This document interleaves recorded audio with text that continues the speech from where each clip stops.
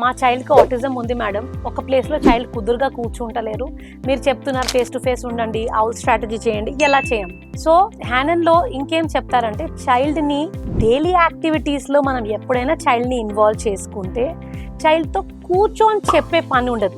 After all మనం parents కదా, మనం టీచర్స్ కాదు కదా, కూర్చోబెట్టి ఏ చెప్పు బి చెప్పు నేర్పించట్లేదు, మనం మాట్లాడడం నేర్పిస్తున్నాం. And the best way to teach language is from home.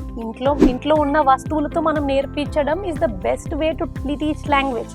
So ఇప్పుడు మనం ఇంట్లో ఉండి లాంగ్వేజ్ నేర్పియాలి అనుకుంటే, ఫర్ ఎగ్జాంపుల్ నేను అందరు పేరెంట్స్కి ఎప్పుడు చెప్తా, ఒకవేళ మీరు గిన్నెలు చదువుతున్నారా, ఎవ్రీ డే మనం వెసల్స్ వాష్ చేస్తాం ఇంట్లో, ఆ గిన్నెలు చదువుకుంటా మనం పెద్ద ప్లేట్ అక్కడ పెడదాము, చిన్న ప్లేట్ ఇక్కడ పెడదాము అని చెప్పి వాటి గురించి డిస్క్రైబ్ చేసి మాట్లాడితే అది చాలా హెల్ప్ అవుతుంది.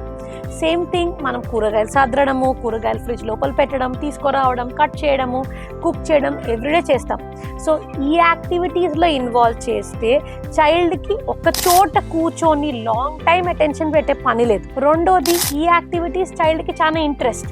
సో మీరు హోమ్ బేస్డ్ యాక్టివిటీస్ అంటే మీరు డైలీ ఇంట్లో చేసే యాక్టివిటీస్ రిపీట్ చేస్తే అవి మీకు చైల్డ్కి ఇంటరాక్షన్ పెంచుతాయి, రికగ్నిషన్ పెంచుతుంది చైల్డ్కి, ఆటోమేటిక్గా మనకు లాంగ్వేజ్ కూడా పెరుగుతుంది. Thank you.